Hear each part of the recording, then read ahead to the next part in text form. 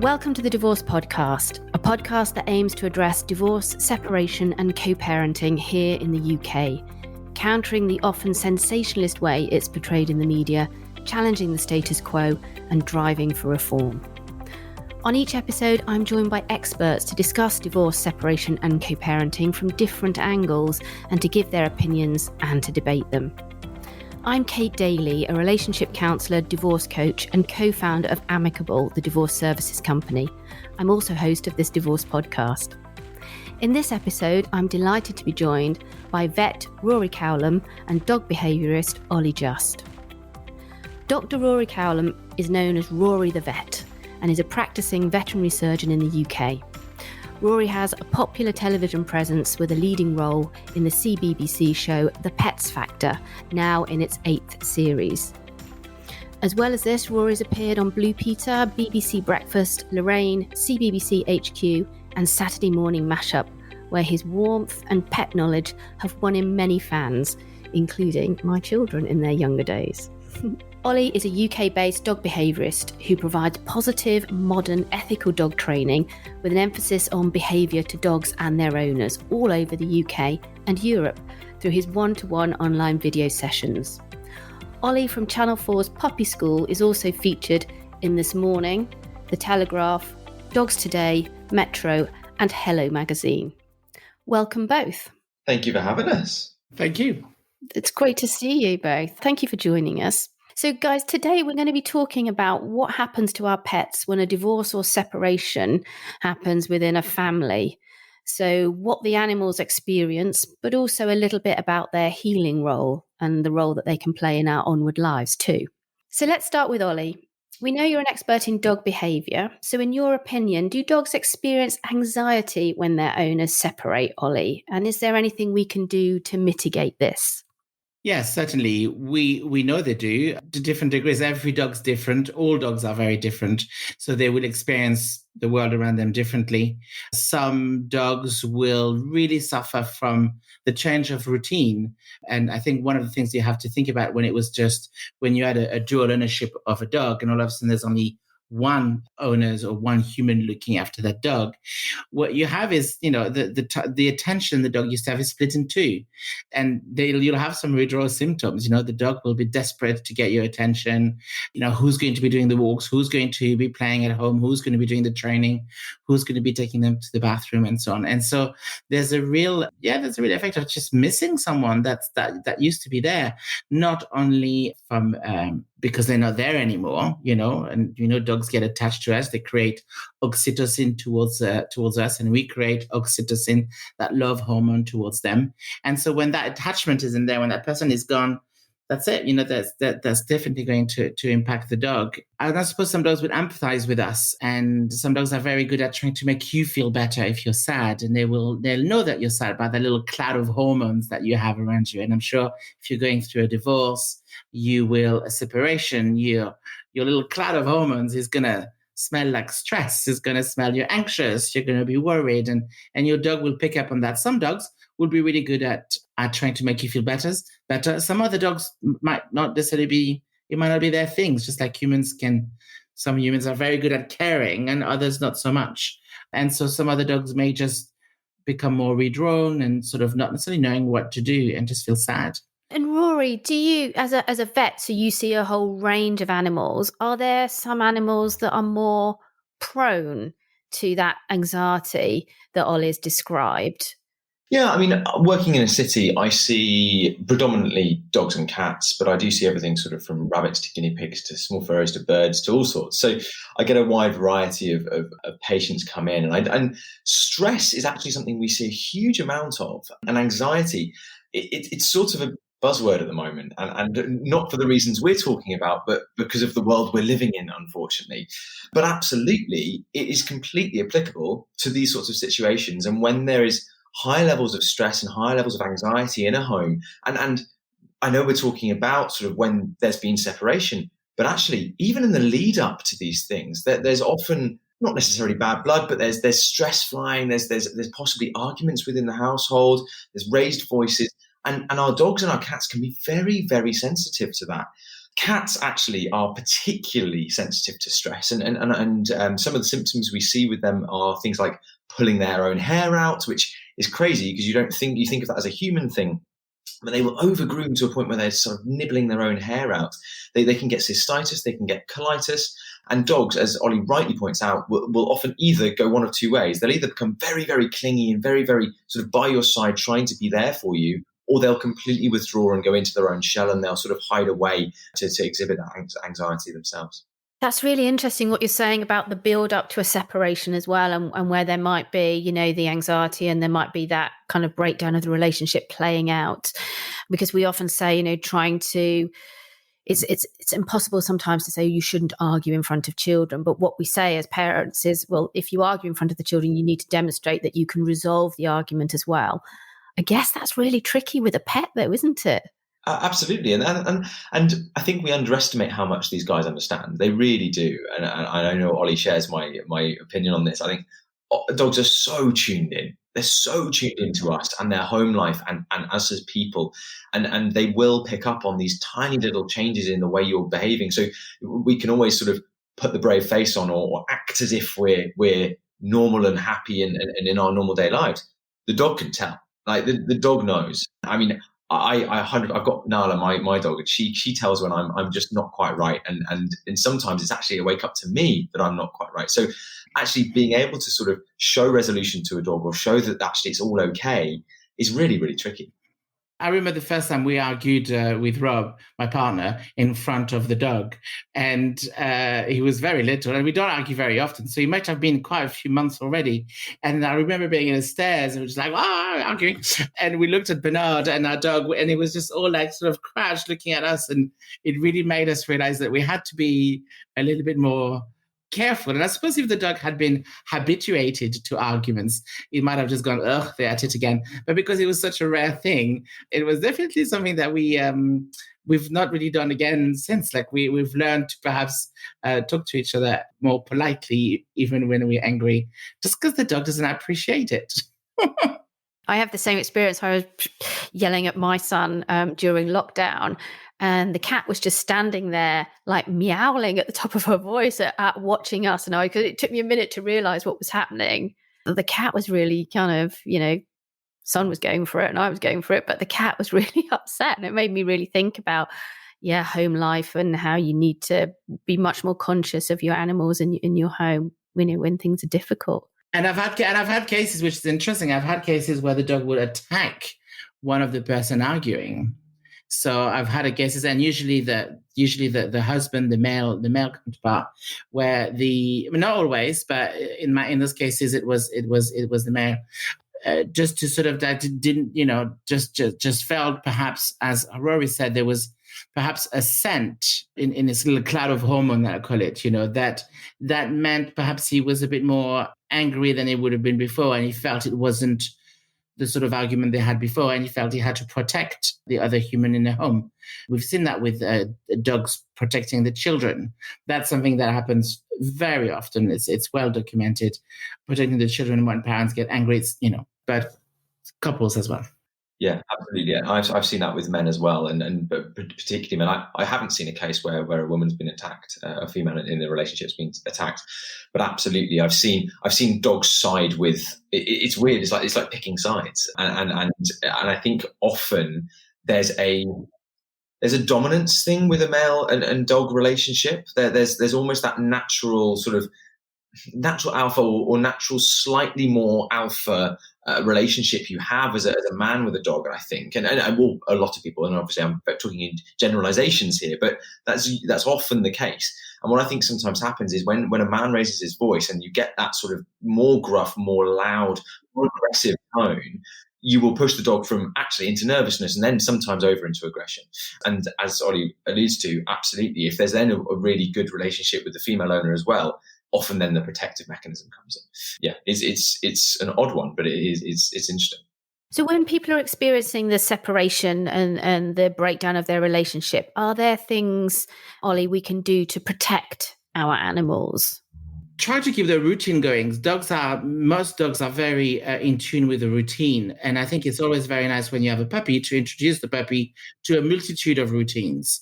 So the dog is already used to sort of changing environments and so on. So just making sure there's some sort of routine going, but introducing gently new routines. And then the recipe is always the same, making sure that the dog has a safe place. And a safe place could be a crate, it could be a bed, it could be underneath a human's bed. It could be somebody, I hope to be my dog's safe place. I know that if he is in a tricky situation, he'll, especially if we're outside, is likely to come to me because he knows I'm not going to put him into any further stress. So I think just being aware of your dog's body language, learning about your dog's body language, it takes a few minutes to check out. I've got a video on YouTube. A lot of other dog trainers and behaviorists have videos of signs of stress in dogs.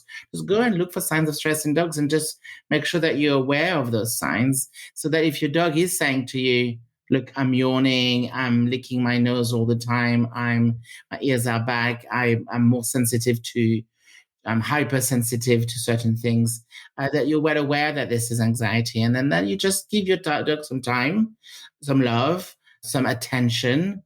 I know sometimes it's hard, if there's a divorce and you have to work more, you have less time to look after your dog. You may need to just get a dog sitter. You may need to get some sort of help for the dog. I think is just as important. They are resilient, but it's our job. We've made that decision for them to be our dogs, and we have to look after them.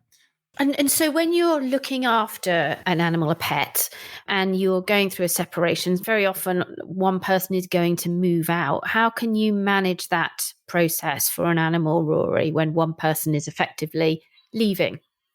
With difficulty, I think is the answer. I must stress Ollie's point about routine. And I think whenever changes happen, whether it's in a divorce or whether it's any other time in life, change in a dog's routine is often a big stressor. And I think trying to keep things the same. So my first piece of advice would don't take the dog from their original habitat. Don't let someone leave with the dog. Keep the dog in that home because they know that home, that's where their safe space is, and keep those things the same. Don't upend everything. And obviously, if we're leaving that environment, you're going to have to. But if you can keep them in that environment, do. I think then keep in contact with both parents, as it were, or parents, as I call them, is key. And I think that relationship needs to be nurtured and continued to keep a sort of not a level playing field, but keep the dog comfortable and happy in their sort of environment and in their ownership. And then positive reinforcement. I mean, using things like cues and distractions and keeping playtimes and keeping walks in your routine, because I think as those things start to fall apart in our own lives, often we will then neglect our own routine. We'll often neglect that hour-long dog walk that we used to do at 9 o'clock every morning. That will just start to become a 10-minute out to the park, or actually that might be the end of the day now because that's the time I've got. But if you can keep everything the same while that person leaves for a few weeks to months in that transition, I think that's going to aid the dog. The other thing is keep everything else as much the same. So food, other people around, other things like that should never be changed at other times of stress, because again, that's all just going to be a knock-on effect. See, in divorce and in separation, we call this a nesting arrangement, where in our language, the children stay put and the parents rotate in and out of the family home to care for them. And I guess that's a similar thing to what you're suggesting, isn't it? Keeping the routines the same. Yeah, and I would have to say, just that to take on what Rory was saying, just like with children, there's some situation where yes, I would perhaps be more specific with the environment. Yes, if you can stay in a home, it's great, unless the home is not a safe place for the dog. So if there is a divorce and there is someone who's drinking, or if you know that one person who's staying in a home is not going to be looking after the dog properly, the dog potentially would rather not stay in a home, but have the routine going with the person living in the house. So I think just to specify that at the end of the day, it would be better for the dog to stay in a home. I agree. I will be careful of who's staying in the home with the dog and what's the best and that. Just like with the children, I suppose. It's really interesting because I work online, and I remember having some clients, we were together on the first couple of sessions, and then on the third session, one screen arrived and the other one was on the other screen, and we're like, oh, Ollie, we have to speak to you. We decided over the weekend to split up. They were a young couple. And so they carried on the behavioral course together, which was the dog had separation problems. And I was just like, oh, I don't know how to help. But they managed to do it together. The new flat worked well. And they were going to do 50-50. She actually found a flat. She moved out and she found a flat really close, like not too close, but close enough to that thing. With the idea, it was an amicable separation. I don't know how it went over time, but then I have another experience with someone calling me, and they were a couple who were, as a couple, they were already looking after one of the person in the couple, old dogs. So they were already sharing an old dog. But now, as a new couple, they wanted to get their own dog. Right. Okay. So blended family then. Yeah. Yes, and it was tricky for them, and I just felt like the person who was not part of the old relationship was sort of just looking after this dog every couple of weeks, but wanted his own dog. So then what happens to the old dog is the old dog keeps coming weekly and has a hot dog in his home. And I think it's just as tricky as with children, I suppose, is if you think about them just as you would your children. It's just as tricky. And the recipes is, I think you always have to be very specific on what's going on in that moment. So with other animals then, Rory, so dogs prefer to stay in one place, but you can ultimately move to a scenario where you've got a shared care arrangement effectively. What about other animals? Are they equally? So some animals are portable, but does that mean that the portable animals, it's okay for the portable animals to port between the two homes, or is that not the point, the portability of them? Yeah, I think with sort of small furries, as they would be termed, that would be fine. I mean, traveling is often a stressor to them, and they're quite sensitive to stress, little sort of rabbits and guinea pigs and those sorts of well, potentially prey species. So moving them out of their comfort zone, it can be stressful for them. So you've got to be careful, and you've got to know your own pet. And often when you do have a good relationship with your pet, you will understand whether that's going to stress them out, and you will be able to be the best person to know if that's going to be a stressor for them. So I think just ask yourself if that is, and if it's not the right thing for the animal, maybe be selfless and actually don't enforce that journey on them. Cats are an interesting one. Cats are inherently their own sort of masters. They do what they want. They don't really listen to anyone else the majority of the time. I think they lie though. Cats are big liars. They do love us. It's a big secret, but they do love it. And so with cats, the problem with cats is they're super territorial and they hate other cats, and moving them to a new environment will often really upset them. So, I mean, we all know, but you get the carrier out to go to the vet, or you get the carrier out to go to the cattery, and the cat's gone. Like, they don't want to be. So I think cats, honestly, that's a really tricky one, because I think transitioning them to a new territory would be fine. I'm talking about outdoor cats here because this is specifically, but that's not something you want to be doing on an every 2-week basis or an every month basis. That's not fair on the cat. So I think you've got to make a decision where that cat's going to be, make the decision, and unfortunately that cat's going to stay there. But that's going to be the best option for that cat. With indoor cats, slightly different. However, they obviously do see the flat or the house as their territory. So again, you could probably, and I'd have to speak to an actual cat behaviourist about this, but from my experience, I think you would absolutely fine be able to get an indoor cat to have 2 territories as 2 different flats or 2 different houses, as long as you weren't transitioning between them really, really frequently. So I think it would have to be, say, okay, I'll have the cat for a month, you have the cat for a month, or 3 months and 3 months, or 6 months and 6 months. And I think that would be a better way of doing it. Transitioning them every week is not fair either. No. Okay. So birds are interesting, and I think they actually have really strong bonds with one owner often. So quite frequently with birds, there will be a natural caregiver. So I would suggest in bird owners, you will know who the bird prefers, and it's probably best that the bird goes with them.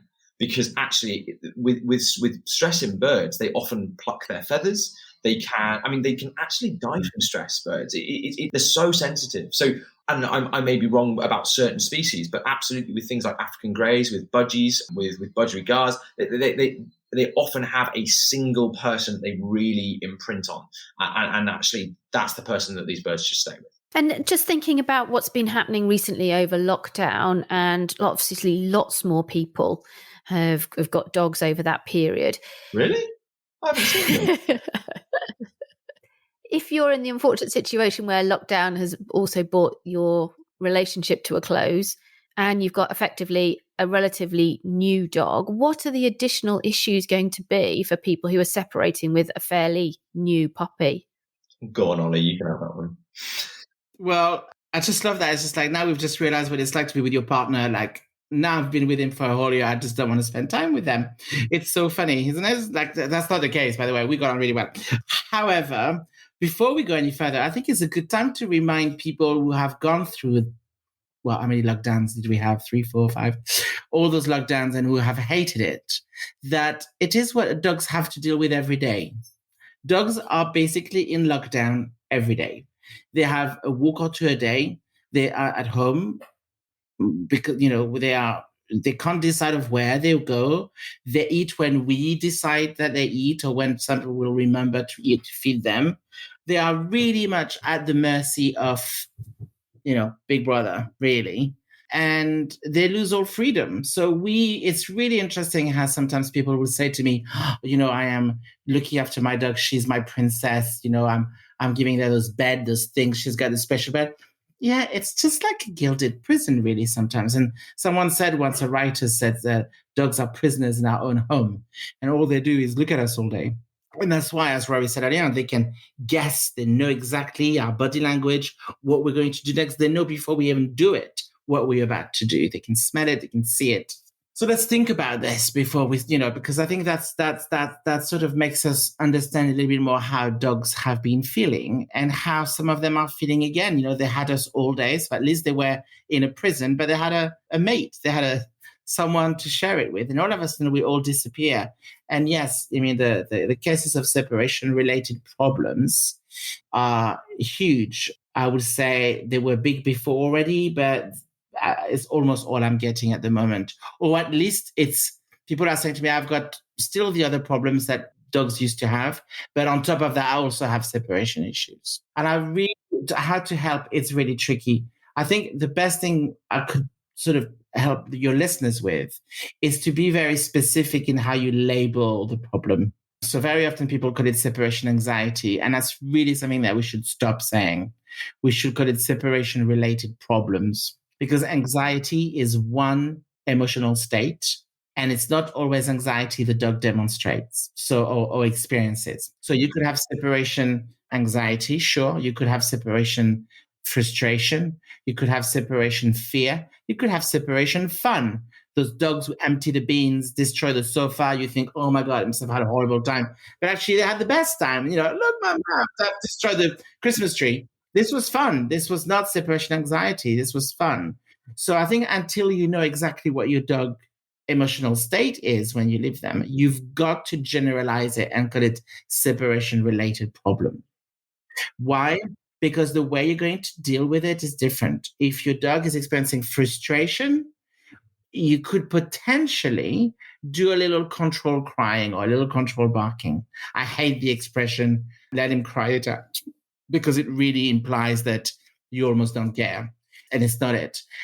Control crying, letting your dog perhaps just go, look, what you're experiencing is frustration. You need to learn that. However, if your dog is experiencing fear, separation fear, then leaving your dog to cry it out or doing a bit of control crying would be the worst thing you could ever do. Just like you would not let your child cry if you knew he was experiencing fear. You would go back and you would reassure. However, if your child is crying because he'd like to stay up and watch TV until 9, you're going to be like, well, honey, you're just going to have to get used to this. You're going to school tomorrow. So you see how you're going to be using slightly different techniques depending on that. When you have a child crying outside school, infant school, because he doesn't want to be with his mom anymore, you're going to make the difference between a child that is essentially experiencing fear and doesn't understand why mum isn't here, and a child that is experiencing frustration because mum is not there anymore, and actually he would rather. But then 10 minutes later, I'd be playing with kids and be like, oh, actually, that was fun. So the recipe that we give, and I think I know Rory's, we should all be very careful with giving general tips on how to deal with separation problems, because it depends on the problem. It depends on the dog. It depends on the emotional state. It's not, we should stop calling it separation anxiety and refer to it as separation problems until we have assessed it. And then we decide, do we use medication? Do we use, if it's fear, if the dog is experiencing fear, get yourself a behaviorist. This fear is uncontrollable. The dog will pee, poo, won't stop barking, try to escape, bite their limbs, demonstrating terrible sense of stress. Anxiety, it's not more fun, but at least you can sort of reason a little bit. You can perhaps distract and so on. So it's really specific, and it's always different. Okay. And one of the things that sometimes happens when we're dealing with people who are going through a divorce or separation is that it's not a question of which parent has the pet, but sometimes neither parent can take the pet. I'm thinking particularly where you've got a really tough situation where people are having to downsize because they've got to now create 2 separate homes. They might have to be going into rented accommodation where they're not allowed to keep pets. If you're in that horrible situation where effectively you are having to lose your pet, what are the kindest, most ethical places to go, ways to manage that scenario, Rory? I think each case is different, and we're going to sound like broken records here because there is no general advice we can give on these instances. However, I think for me, you've got to work out, is there a possibility that either of you are going to be able to have this dog or this cat or whatever pet in the future? Is this just an interim thing, or is this is it now, I'm going abroad, or is there absolutely no way that you guys can look after this pet? If that is the case, then fine. No one is going to blame you for rehoming your pet. And I think one of the things I often try and alleviate in people is the guilt over rehoming a pet. Often it's the fairest thing to do, and often you're doing the dog a favor. Yes, it's going to be a rubbish few weeks for the dog. Don't get me wrong. No dog likes being taken away from their owners. However, long term, that dog is probably going to be much, much happier and live a much happier and healthier life moving forward. And if you don't have the ability to provide the right level of care for that animal now because of something freak that's happened, like a divorce, then fine. No one can blame you for rehoming your pet. Just do it appropriately. Don't be the person that drives to the end of the road, dumps the dog, and then drives off. So speak to the RSPCA, speak to BAFC, speak to whoever, whatever dog rescues there are around you. Or even better, if you do know of someone, if you've got friends that are doggy people, they understand dogs and they understand what they're buying into and they may be keen to take your dog on, fine, you can do that. But you have to be careful, and Ollie might be able to shed some light on this in a minute, is if that was the instance and you were rehoming your dog to a friend, say, for example, how much do you then go and see their dog? How do you have to cut ties, or do you actually then can you visit? Because that would kill me, honestly. If I had to rehome Nala and then could only go and visit her like once a month, number one, it would kill me. But also I know she'd go mad every time she saw me and then probably be really upset when I left. So I think you've got to think about those instances. But there are some really great people out there that do take these pets on and can be there to help. And can you rehome anything, any pet? Absolutely.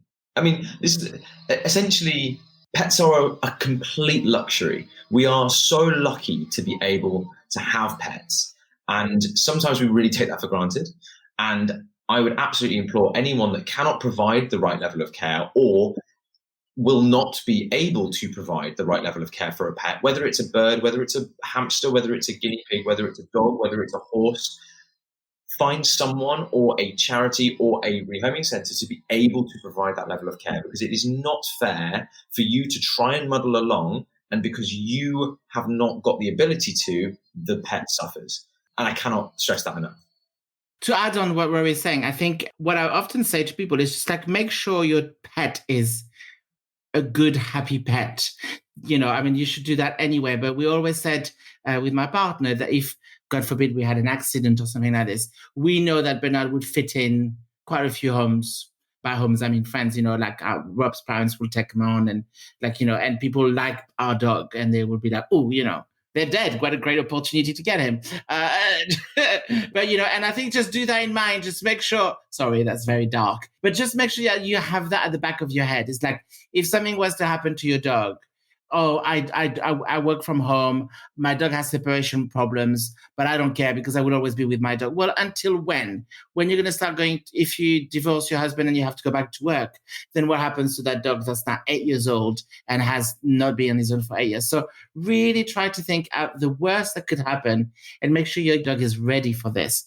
The other thing I will also pick up on is the good thing about using a charity to rehome your dog is the charity will make sure that the people taking on your dog are sort of, checked, home checked and so on. And they're okay, which perhaps with friends you don't necessarily can do. So a friend could be very keen to have the dog and be great, by the way. I've got a lot of clients who have picked up, especially in the last year, actually, we've picked up dogs from friends who are doing an amazing job and who will be brilliant humans forever. But I think it's wise to just let professional just check what does, that they're aware financially how much it's going to cost. The vet bills, the food, the care, the doggy daycare, the dog walkers, all of those things that can actually really just become quite expensive. And depending on the breed as well, you might have a French bulldog that's going to be perhaps not too expensive to start with, but could become quite expensive, so on. So I think just making sure that if you're going to be using friends, think about it that way. Just really just warn them, paint the worst picture rather than sort of saying, my dog is actually horrendous. He's going to wake you up at 5 o'clock in the morning to go on walks. He's going to cost you a fortune at the vet. He farts, whatever it is. You just want to make sure you paint the worst picture, because I think that's important. And finally, there are wonderful rescue center who, when they can, will look after your dog for a while. Okay. So they'll have fosters. So, for example, I know Mayhew does that. So Mayhew has done this for Mayhew is a charity in West London, Northwest London, and they've done a lot of that for older people who have to go into hospitals for a while, and the only reason they wouldn't get the care that they need is because they're worried about who's going to look after the dog. So they would have the dog wouldn't go in a shelter; they will go into a foster home, someone that's been checked by the charity, that have looked after dogs before, and who would look after the dog for 2 weeks, a month, 3 months, 6 months. They've done it for people who also are going through rehabilitation, like of drugs and things like this, if you try to get clean. And we would look after sometimes dogs of, people been in the street for months and years. So would they do it with the family going through divorce? Perhaps not. But just at the back of your mind, anyone listening to this, if you're a single mom and you actually think, like Rory said, I could really look after this dog, I just need to get my life sorted first. I need to get a flat. I need to get this. Maybe that charity will be happy to use one of their fosters to get your dog looked after, and you get him back, and then when everything's ready and fine, and that's a nice thing to do. It's definitely worth asking, isn't it? Because I didn't know that existed. But yeah, I mean, you get moments of crisis in families where you do just need a little bit of help. To have the dog taken away forever just feels like an extra blow, doesn't it? I just want to ask one final thing before we just go on to something which is all positive about how animals can help children going through divorce. But before we do, I just want to ask about petnups. So one of the things that we are starting at Amicable is a petnup service, because we've had a lot of demand from people who don't have kids but have animals, and they want their arrangements documenting when they split up. I don't know if you have any views or thoughts on that. So my other half and I, we've been together 2.5 years, and we got Nala together last October, and we had this conversation. I think that the key is, if you're in a relationship and you get a dog, you have to know what happens if you split up. Like, you can be the couple that are going to get married and be together forever, and it might blow up. I 42% do. I'm very convinced I'm going to end up with my girlfriend for the rest of my life, but who knows? Who knows what's going to happen? So I know. Is she next to you? Not in the flat. Yeah. She's not in the flat. Blink twice. Blink twice, Rory. Yeah. being held against my will. No, I mean, we've had the conversation that the dog is mine. If we break up, that's just the way it is. I'm a vet. I wanted the dog. It was my decision, and I really pushed the adoption from the RSPCA. She's like the best thing that's happened to us. But I know Rihanna would put up a fight. But we've already had that conversation when we know that is the agreement. I think the key here is, yeah, absolutely, make that decision, have that conversation, because you need to have that conversation. I think it's part of responsible ownership, yeah. Ollie, who gets the dog with you? If it's running outside, would she go like, hey, she's your dog, you go and walk out? Well, I get all the bad stuff. Whenever it's like diarrhea or sticky bum or guffy eyes or anything like that, it's always my job. So I get all the horrible stuff, but I get the love as well. We've never talked about this. We've never talked about this. I know where the cash goes. But I'm not sure about the dog. To be honest, he may be the reason we would stay together. He's the glue in our relationship. I like it. I like it too. Yeah, there we go. He's escaped that one. I like it. All right, let's sidestep that one then, and let's talk about the positive effects that pets can have on children, and whether there's a good time to get a pet, say, after a divorce. So is there, first of all, I think I know the answer to this, but I'm going to ask it anyway. Is there a therapeutic effect that animals have on kids when they're going through a tough time? Yes. Yes. Do we need to say more? I don't think so. Yes, but I would say yes, but you need to be careful. You need to also make sure that this is not some sort of just like, oh, we've divorced, here's a dog, leave me alone. Yeah, the guilt purchase, because it is a 10, 15 years job. It is a lot of work. That guilt purchase is going to poop on your floor, eat your shoes if you're not careful. They shouldn't. But, it's going to be a very expensive present, not just that. And so I think a lot of people get dogs for their children to try to get them to understand, to take charge and to take responsibilities, to understand responsibilities. That doesn't work. Do not get a dog for your child to teach them responsibilities. Children have so much things to do this day. Their workload at school, their expectation of things that they have to do is huge. And they'll end up doing the homework, won't have time for no parents have said, stop doing your homework, go and take the dog for a walk. That's not something that a parent will say. And so therefore, parents would end up perhaps with some resentment taking the dogs out, and it ends up being the parents doing it. So I think, first of all, if you really want a good relationship between a dog and a child, and some children may hate me for this, but 7 years of age, I think wait until your child, ideally wait until the youngest is 7 years old, because that's going to make this, it can be done younger, of course, got lots of clients to do it with much younger children.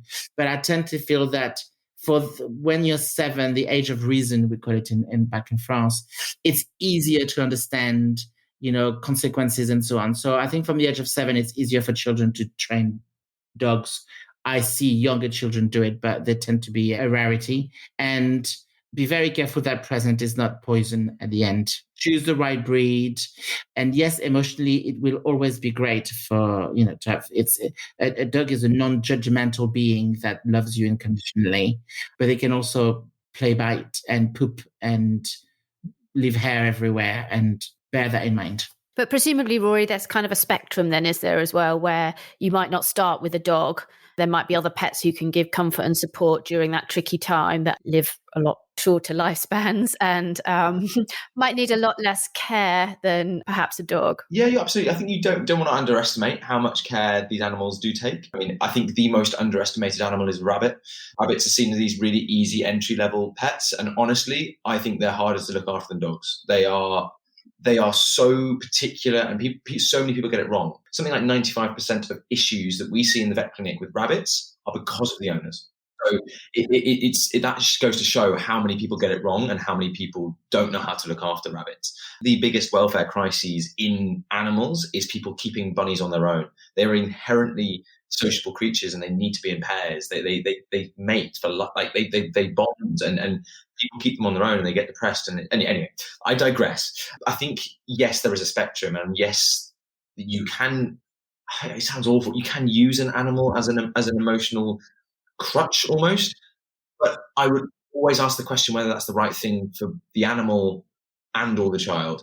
I think you've got to have a stable environment for an animal to come into. I don't think you can use an animal as a pacifier, and I don't think you can use an animal as a fix. So for me, I love the idea, and I do absolutely. I think dogs are amazing. I think cats are amazing. Their effect on our emotions and our anxieties and our mental health is second to none. There will never be therapies that we do as humans that are as good as the animals. I'm a firm believer in that. But bringing an animal, it's not their choice to be that emotional crutch. It's not their choice to be that thing that helps. So bringing them into that situation, you've just got to think about that. And actually, I'm just going to highlight Ollie's point there. I was 4 when I got my first dog. But yeah, but you're special. Oh yeah, you stop. But I also agree that you should never, ever buy your child a dog because they want a dog. You should buy yourself a dog that's going to benefit the family because you want a dog and your family wants a dog. Never do it just for your child, because you will end up resenting them or the pet, and the child won't look after the dog. And it's a recipe for disaster. I'm under so much dog pressure at the moment. I'm going to put that little speech you've just done on a loop and just play it to my children constantly. Don't do it, Kate. Don't do it. The experts, darlings. Well, look, I could spend all afternoon talking about this stuff. It's been really insightful and really useful and helpful, and a real joy as well. So thank you both very much indeed. Ollie, where can people find out a little bit more about you? They can check out my website, audacious.dogtrainer.co.uk. I also have a podcast. We talk about all things dog, and it's called A Dog's Best Friend. We talk about dog training, dog-related matters, dog love in general. So it's A Dog's Best Friend on all platforms. Brilliant. Thank you. And Rory, what about you? Where can we find out more about what you're up to? My website, rorythevet.com. On Instagram, Rory the Vet, all social handles, Rory the Vet. And if you fancy a funny and slightly emotional read, I've got a book out called The Secret Life of a Vet, which will hopefully have you laughing in stitches and then crying on the next page. Oh, it sounds brilliant. I should book club tonight as well. So I shall, if it's my choice, there we go. Job done. Thank you. And of course, you can find me on Twitter. I'm at Kate_Daly. You can hear more about the new podcast episodes by following at divorce_podcast. And of course, you can subscribe to more of these episodes on thedivorcepodcast.com. Thank you both very much for your time today. And thank you everyone for listening.